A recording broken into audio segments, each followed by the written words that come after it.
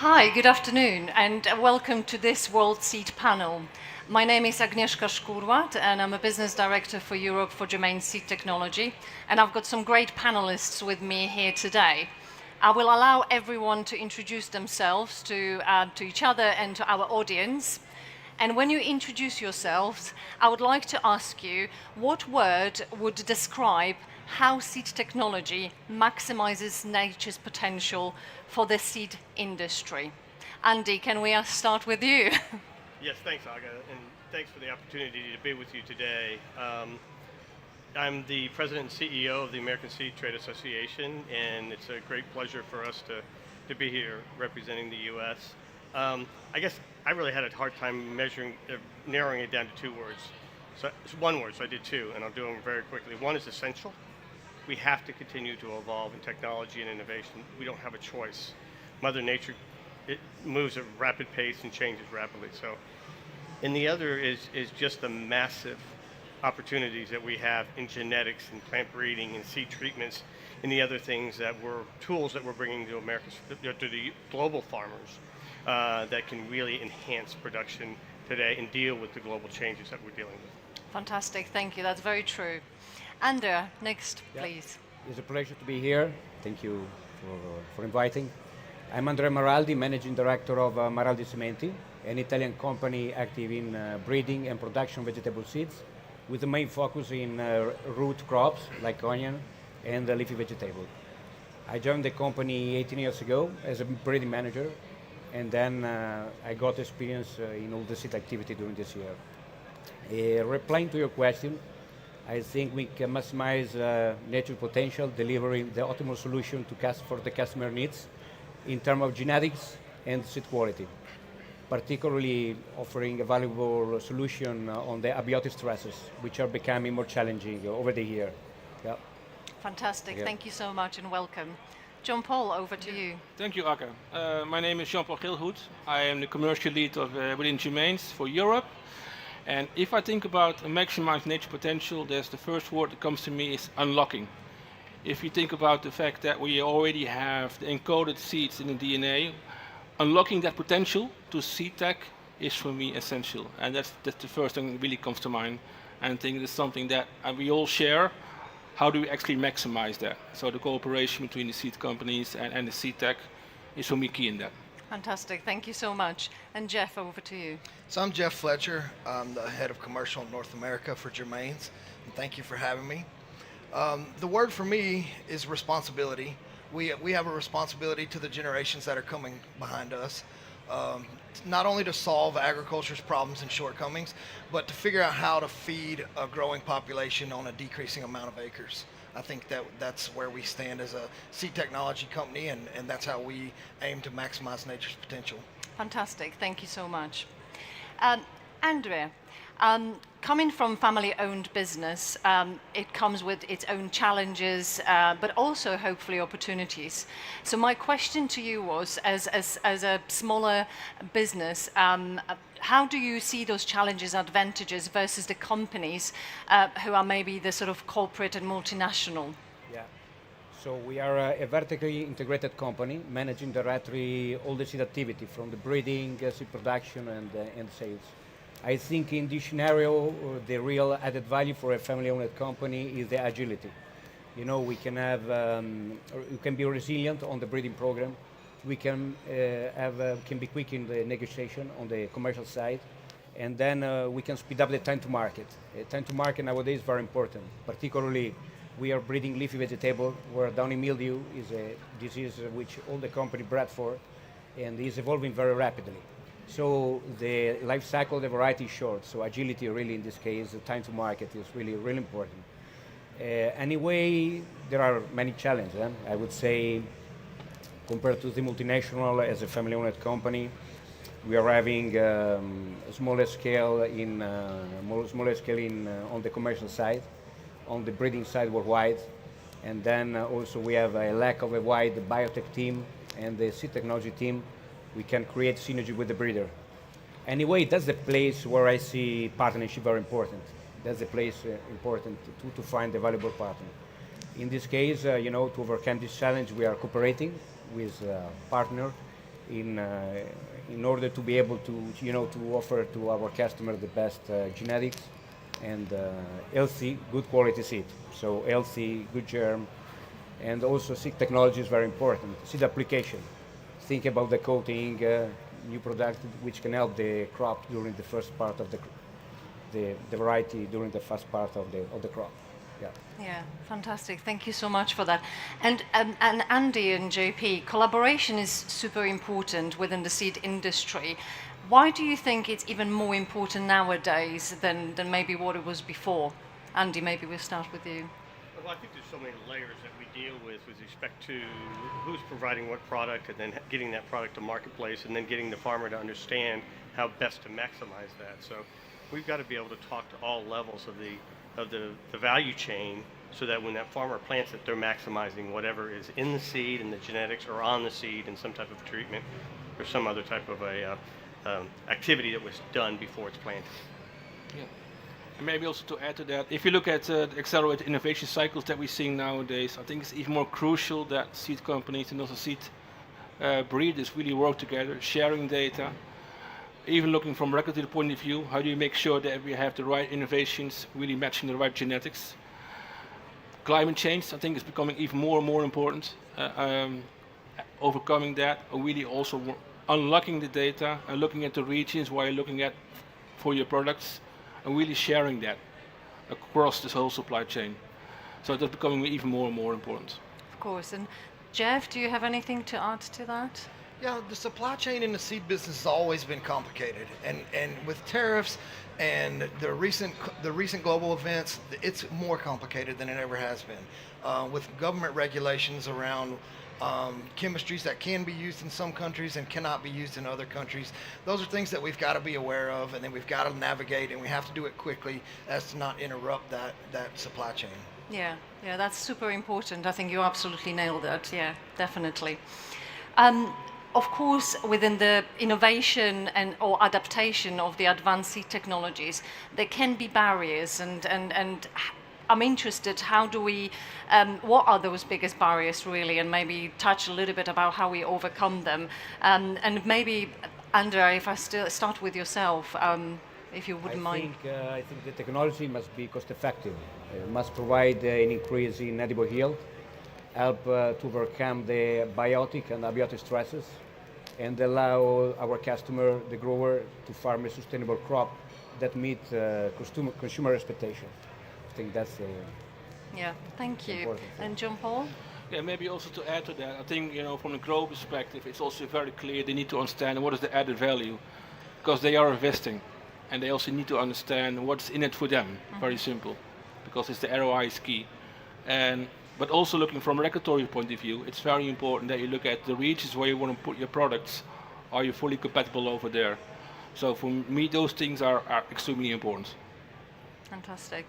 And Jeff, anything from yourself? So I would mirror what Andrea said in cost and ROI. As a fourth generation grower, the first thing I would look at when I saw seed treatment, is can I afford to use it, and what's the impact going to be? And even if it's a great product and I can't afford the upfront cost of the product, it's cost prohibitive. So I would say we owe it to the growers and the dealers alike to stay relevant in products that have a high ROI and that are our low cost point. So okay. I would say cost. Right, thank you. And Jeff, staying with you then. So value, very important. Showing that value to the entire supply chain is critical. But how can we quantify? How can we quantify that added value to everybody down the stream? Sure, and that's going to vary a little with each type of product that we launch. But for the most part, you quantify that by the number of your growers that are using those products. And if there's a quick uptake in the market, then you've shown that value very clearly to the grower. Andrea, would you agree with that? I agree for sure. And talking about seed production, for example, I think the technology we can measure it by yield, obviously, but particularly the stability of the yield over the year. That's very important. We're getting really unstable seed production during the last 5 years, and I think stability of the technology, helping to overcome these abiotic stresses is very important. JP, anything to add here? Yeah, well, I think I all agree with saying, but for me it's also very important that you show the value to the whole supply chain. So looking also really from breeder perspective, what's actually the seed availability, the vigor, that's for them very important. If you look at the extended shelf life that you're bringing to the seed treatment. But also as a distributor, you also have to understand, what is my inventory efficiency? What is my differentiation that I have in my product catalog? That's very important. And at the end, of course, the grower and the farmers, what's your ROI, but also what's your risk management? How do you add to that? And of course, you actually putting your costs in, what's your return on investment? So for me, it's important that you really differentiate for each part of the supply chain, what is their definition of value, and how do you quantify them? Absolutely, and I hope that at the end of the day we're all wanting to actually have a sustainable agriculture, right? So that would feed into that as well, absolutely. Andy, question to you. So changing regulations, right, are really, really difficult, whether it's in Europe, whether it's North America, or any other continents that we have, impacting the pace of innovation in seed technology, right? What can you tell us more about that? Well, if we look at how rapidly plant breeding has changed in the last 20 years, probably a little bit more than that, but just the genetic gain that we've seen in understanding what makes a plant do what it does, really in a lot of cases terrifies regulators. We have moved so much faster than the regulatory community can keep up. So their first action is to put the brakes on. And so when you do that, it really inhibits the ability to bring products to market. And so our biggest challenge today is how do we work with regulators to help them understand how the science has changed, the discovery has changed, in our ability to be able to maximize those positive characteristics within plants and minimize the negative ones and move forward and bring those new varieties or new techniques or new seed treatments to the marketplace. They just can't keep up with it. And so how do we best educate those regulatory communities? The other side of that is we also have to help the consumer understand that innovation in this industry is okay.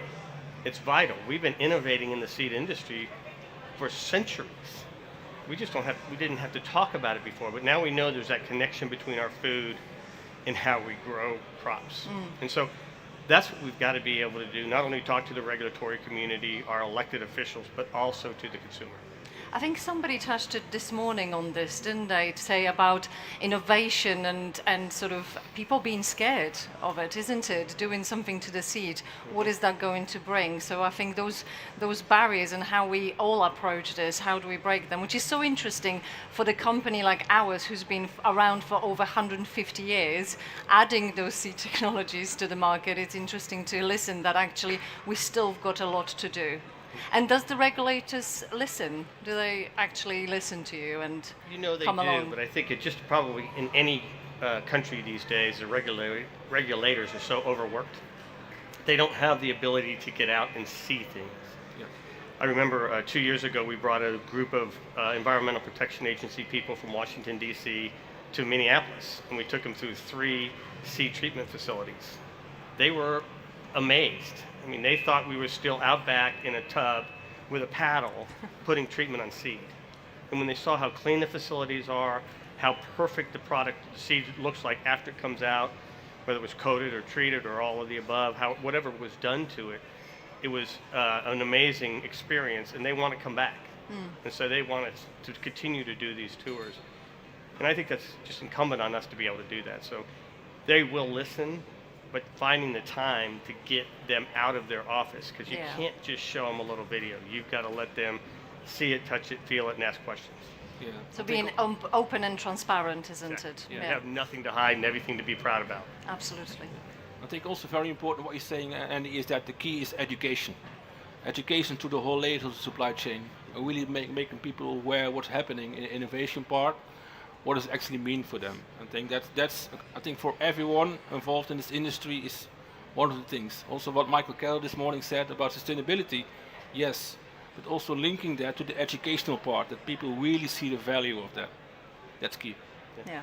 And I think it's important to say thank you to guys like Andy that are sometimes our only voice into the regulatory committees and authorities, because we can be in the field and we can know what's going on, and these soil-borne diseases can outrun our chemistry in a heartbeat. And the ability to be quick and to pivot and to educate the people that make the rules is a hard job, and thank you for that. Appreciate you. Definitely. Fantastic, thank you.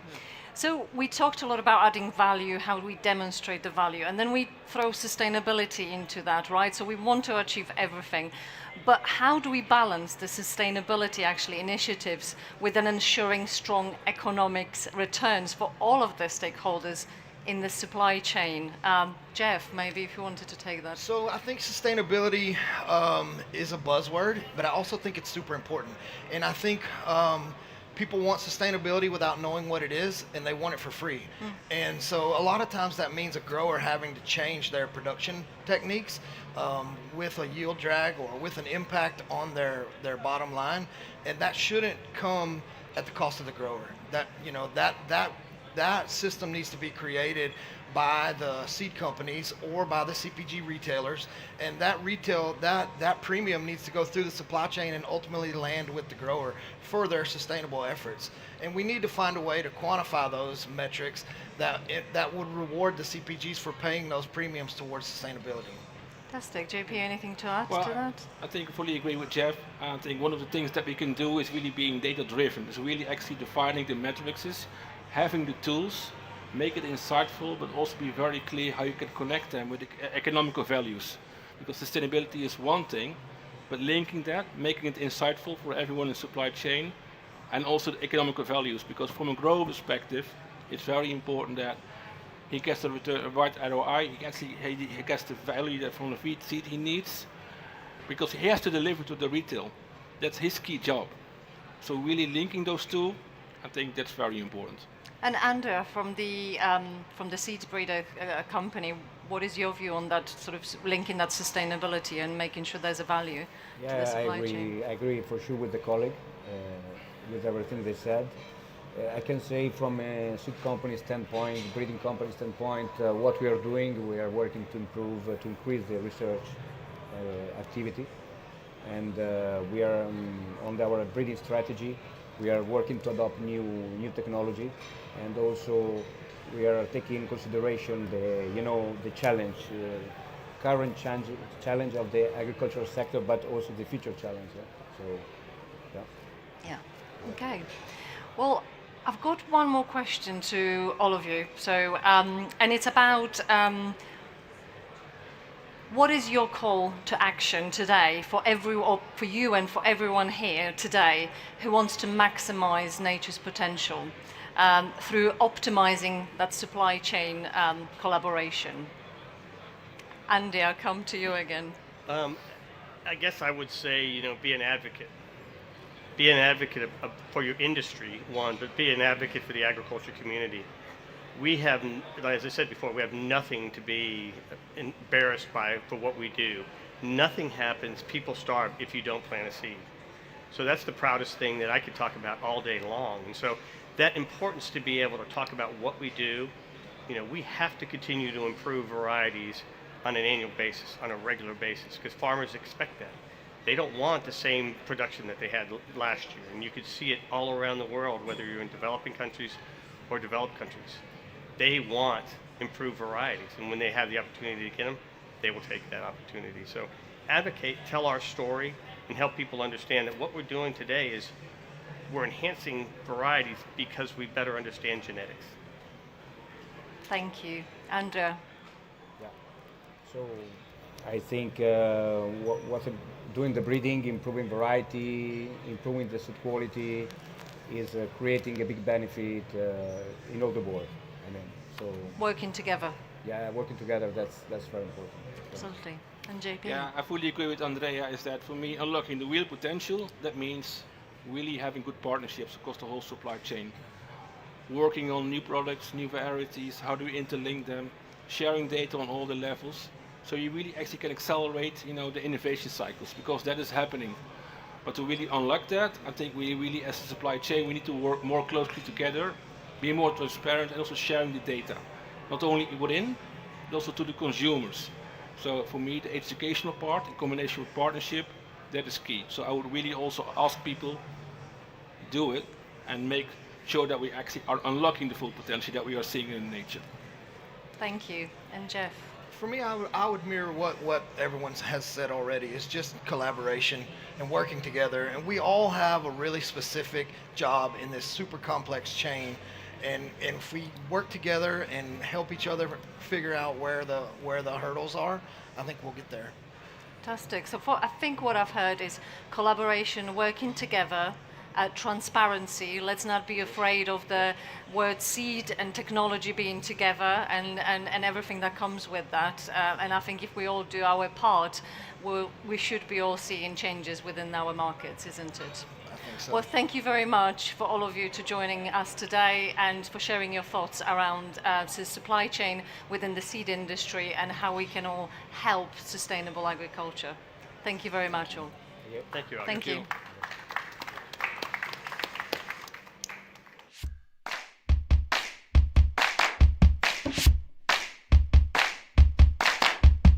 Go!